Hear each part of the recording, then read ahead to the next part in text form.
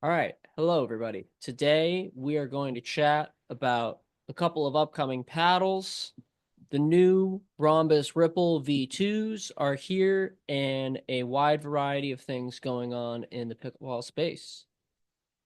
I hope you all have been well. I hope you've had a wonderful spring as we transition into summer here in the next coming weeks. And let's get to it. All right. So, Rhombus surprised a lot of us reviewers by just getting an out of the blue like shipping notification or something sent. Then next thing we know in the mail, these arrive. The new Rhombus Ripples, the V2. I'll start off with the R2 14, and this is the standard shape version of it. We have the new hybrid shape, the R4 14 as well. And then we have the R1, the typical elongated shape from Ronbus with the curved top. So getting into a little bit about these, I've only actually had probably 2 or 3 play sessions with them so far, one of them being on kind of more of a training setting than a match play setting. But I did get some games in with them, luckily, like right after they came in because of the way my schedule was. And let's talk about them a little. So far, again, very early in testing. This could very well change before the time of release and the time of a review. So far, these to me are definitely power paddles, but they're not what the ripples of the past were. They're not, you know, rocket launchers per se. They hit hard. I think there are harder hitting things on the market. I actually don't think that, for example, the R2, I don't think this hits much harder than a carbon true foam 2X. So, I think that in that regard, I think they actually have gotten better from that because they're a little more controllable now than the ripples of the past, in my opinion, and they feel really good. I played all my games with them stock, and after that, yeah, I did want to add some weight, and I added some weight after, and then go tested with weight, and I'm still tinkering on some with weight. But currently, a big front runner for me is the V2 R2 14, just with weight kind of in the bottom corners going into the face. Um, Been really enjoying this. As you guys can see, the ripples on the face are back, by the way, and they do feel pretty awesome. Not sure if you guys can hear that or not. If not, apologies. Yeah, I really like this. I will say one thing I do appreciate coming from the Carbon True Foam Genesis 2X is having that 5.5 handle again is so nice. Like your hands are just a little cramped on the 2X with the 5.25-inch handle. So I really appreciate that. And then these just feel really good right now. They feel really good. I don't know if that's because they're brand new or whatnot, but let's keep it moving here. So the R2 shape's definitely a front runner for me for a potential new main. But let's talk about this R4 shape here. So the R4 is this new hybrid shape by Ronbus, and it's really a unique shape. So they went for that kind of invader shape here. For example, here's the invader. Here is the R4, and they're supposed to be basically an identical shape, almost. The spec sheet that I was sent says that they are 16.2. I'm sorry, 16. Yep, 16.25 inches long and 7.75 inches wide. So the specs of an invader. When I hold mine up to the invader, first off, we'll line them up. As you can see, they're close, but they don't quite fully line up. The invader is a little longer in the throat and wider in particular, and it is a little bit taller per se. And now you guys might be thinking, oh, that's 0.1, 0.2 of an inch.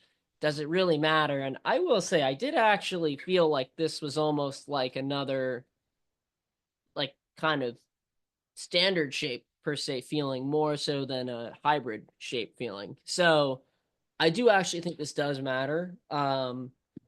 This could very well just be manufacturing, variants. Maybe something happened from the mold to the actual paddle design, but I got about 16.1, like 0.15 on the measurement for length on this. And then on the width, I got 7.68, 7.69. So it's pretty close on the width, to be honest here. I'll hold them up again. You guys will probably be able to see it better from this view here. But as you can see, you can just kind of see the invader poking out a little bit here, as well as, really just from the sides. Again, here, let me stand them up. This will be the better view. You can see like the invader's poking out in the back a little, and in the front, the rhombus isn't really poking out. Sorry, let me get them straight. And then they're pretty close on the width measurement. That was kind of the biggest measurement thing I noticed with them, but it was a similar story for the R2. I compared it to the carbon, which is 16 by 7.9, I believe. It's like just under 16 by 8. And it was the same thing. Like it was a smidge shorter than the 16 on the carbon. This also could be the curved top, guys, as opposed to the square top. And the width was actually pretty good on this. It was pretty close width-wise. So, and then finally we have the R1, the elongated. And this was a pretty similar shape to most elongated paddles. They have this at 16.5 by 7.5. So, it's a pretty standard R1 shape. If you played the prior R1s, they've had this shape for a long time. So I don't think this was a mold that's going to run into any issues. I do believe they've had the R2 mold a good amount. I remember hitting a Nova back in the day a little while ago. That was an R2. And like, it's a good shape. I do wish it was a smidge longer, and then I would absolutely adore this shape and a smidge wider. But who doesn't wish that playing with a standard or wide body paddle? Like I don't know anyone who doesn't wish that about any of the standard or wide body paddles. Look, these are really good paddles. For me, these are low to mid tier power paddles in terms of power output. I do think the new Yolas, the new Gearbox Pro Power Elongated, the new 14 Ultimate one, I do think those are harder hitting paddles than these. But other than that, I really don't think there's much out there that hits harder than these. They hit hard, but it feels a lot more controlled and a lot more smooth and comfortable of a feeling. They felt great stock. They feel even better with a little bit of weight. So, I'm really excited to kind of keep digging into these and seeing what the future holds for them. Now, again, these are just first and early impressions I have of the Ripple. I do plan on doing a formal review closer to the 5:30 launch date, and I hope you guys look forward to tuning into that and definitely check it out. Anyways, I do want to talk more about the new bread and butter filth paddles. In particular, the two new shapes, the standard wide body shape and the hybrid. So first off, let's talk about this fat boy. So I'll take my R2 right here to compare for size. So as you can see, the fat boy is a little shorter. It's about the same width. That's interesting. And it's a little bit of a shorter handle. So bread and butter definitely had some room to go here on the their mold for the fat boy. It does feel like a good shape though.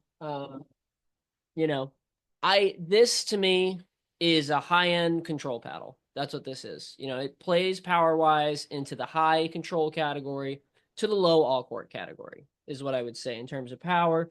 In terms of sweet spot and feel, that 16 millimeter carbon fiber, you really can't go wrong with. It feels plush. It feels buttery. It feels good. Handle's big enough for the Tui. Example there, but nothing really crazy. You're not going to like get your, kind of crazy long handle feeling per se for that whip from the long handle, but it's a long enough handle you can hit the two if you really want it to. I really like the filth standard shape. I would say with the filth standard shape that you're definitely a more control oriented player if you're looking for a paddle like this paddle, that's where I would lean them. I think that the next shape that they did, which is in my opinion the best shape in the line, the hybrid shape, is like the cookie cutter definition of a Gen 2 all court paddle right now. Hands down. This is an all court paddle, smack in the middle of all court. Feels great. Spin is awesome. Um, you can dink, you can drive, you can drip, all the shots with this paddle. I ended up putting weight on all four corners, and it just really opened the paddle up, really allowed me to do what I wanted to do with it. Really enjoyed that paddle. Easily a paddle I could go main right now and play good pickleball with, play tournament pickleball with. The only reason I don't is because I'm noticing I actually am a little bit of like a high all court power to low to middle power paddle tier paddle guy. And I'm noticing this through all the reviewing and different paddle testing I'm doing personally. But yeah, so I think that in that regard, it wouldn't be the greatest main fit for me right now, but it's certainly a paddle I could keep in the bag and just kind of reset to if for some reason I was feeling off, or maybe my balls weren't, staying down, they were flying up, I was popping up a lot of balls. This would be a great paddle to go out there, playing all around game style with, I would say. You know, it's got good enough power that you can hang with today's paddles for sure, but you're not gonna blow someone with a mod or a Pro 4 off the court in terms of power. So yeah, I would say that this is a great paddle and a great price point. Definitely check these out. I'm a big fan. They just launched recently. Also, they look awesome. In terms of the elongated, which is behind me over there, I didn't grab it because if you had the prior filth elongated, it's the same thing, basically. It's only an aesthetic difference for that one. These two shapes are more where the difference is now that the filth is a paddle family rather than just an individual elongated paddle. So those are kind of my thoughts on the bread and butter filths. Should mention, I didn't mention it earlier, but I did add weight to the standard. I did the bottom corners. Just to open up the sweet spot even more and really accentuate what the paddle does well, in my opinion, which is feel, plush, and sweet spot. Um, but yeah, so those are kind of my thoughts on those paddles, as well as on these new V2 ripples. Really excited to get out there and keep testing. Let me know what you guys think. Is there any certain paddles coming up that you really want to hear about or really want to see me test? Let me know in the comments. You can also DM me on Instagram at ddog_pickleball. I'm pretty active there and I answer a good amount. So if you have questions that for some reason, you don't feel comfortable or don't about, then by all means, feel free to hit me up there and we'll get it chatting. All right, everybody. Keep pickling. Adios.